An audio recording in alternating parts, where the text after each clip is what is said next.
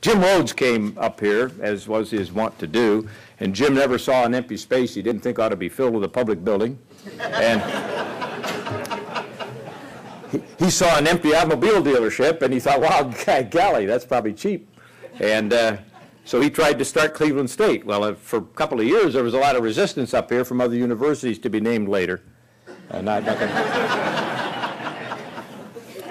And Jim finally, in a very strong expression of views, told them that wasn't going to happen, and that they were going to start a college downtown which would appeal particularly to minorities and those who hadn't had the opportunities for higher education in this area living at home. And they did it. And the people of this city and of this region supported it. And the blessing it has been to so many young people is the kind of thing that we have to look for the future.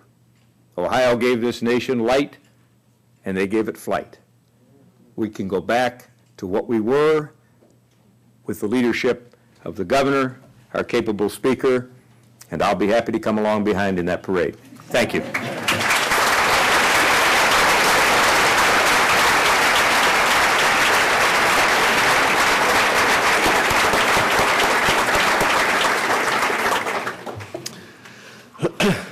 Today at the City Club of Cleveland, we're listening to State Representatives William Batchelder and Armond Budish discuss the fiscal crisis of the states, implications of Northeast Ohio.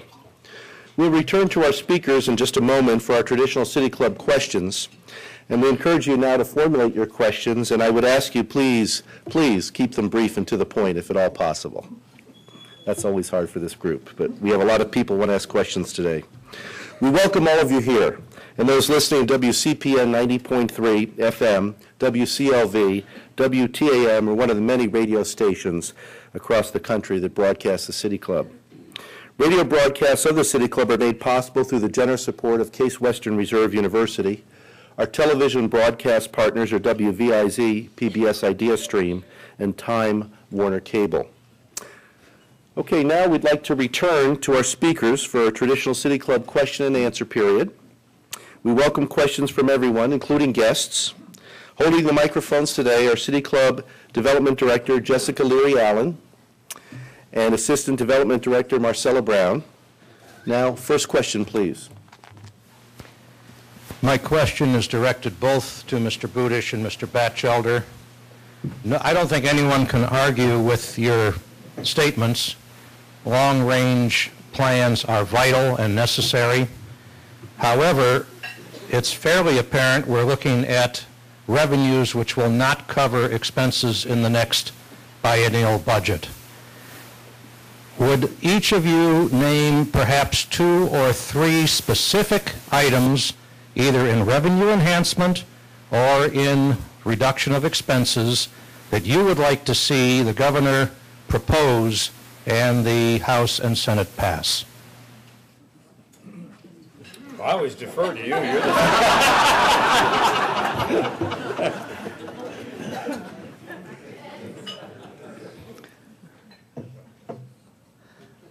I've been in office for 4 days,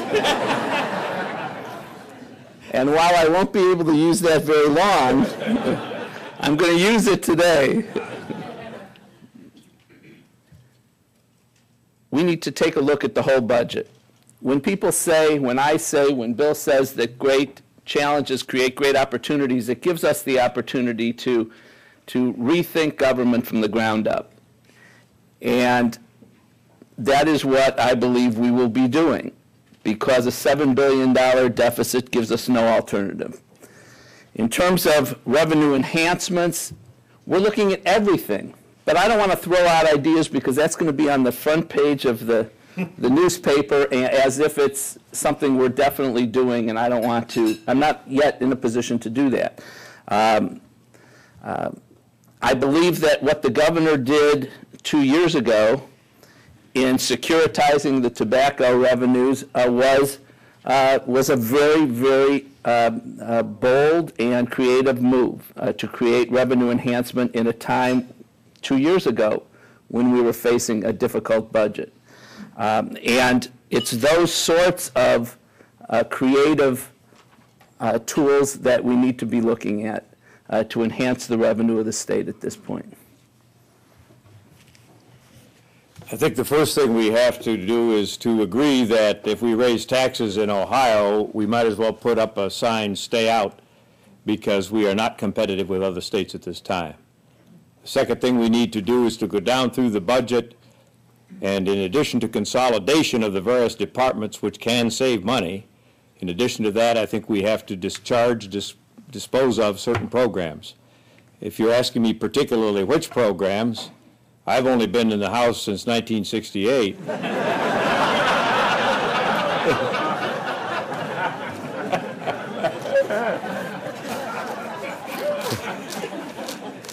And upon reflection, nothing springs to mind.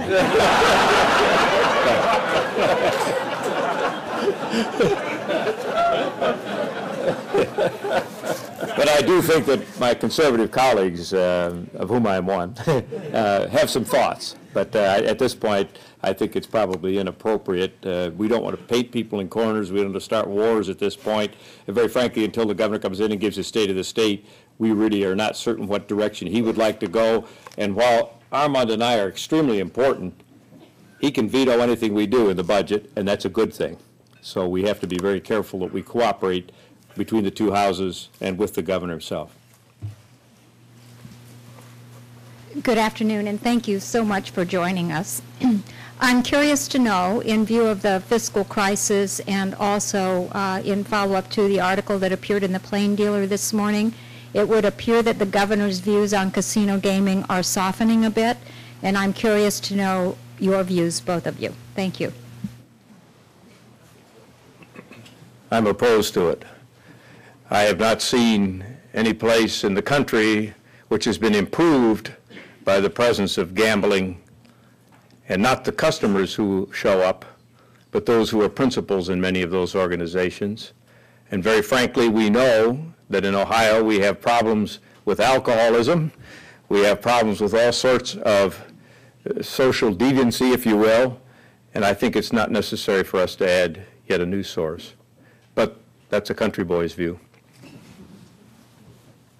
I guess I'll give you the city boys' view then. When we're looking at a $7 billion budget and we're sitting there debating whether we cut 20% for mental health services or we cut 10% from reimbursements to universities or to hospitals, and we look at the possibility of raising $1 billion in upfront licensing fees from casinos, and potentially 30, 40, 50, 60% income tax in the years following, the decision will be less difficult for some of us than others. The fact is that we need to look at everything. And if there is a fair casino gambling proposal, one which is fair to all of the citizens of Ohio, it's certainly something that will have to be considered. Hi. This question is for both Speaker Budish and Minority Leader Batchelder. The governor has announced several times large cuts to the what his spending, the executive branch is spending. And I wanted to get your thoughts on what effect have those cuts have so far.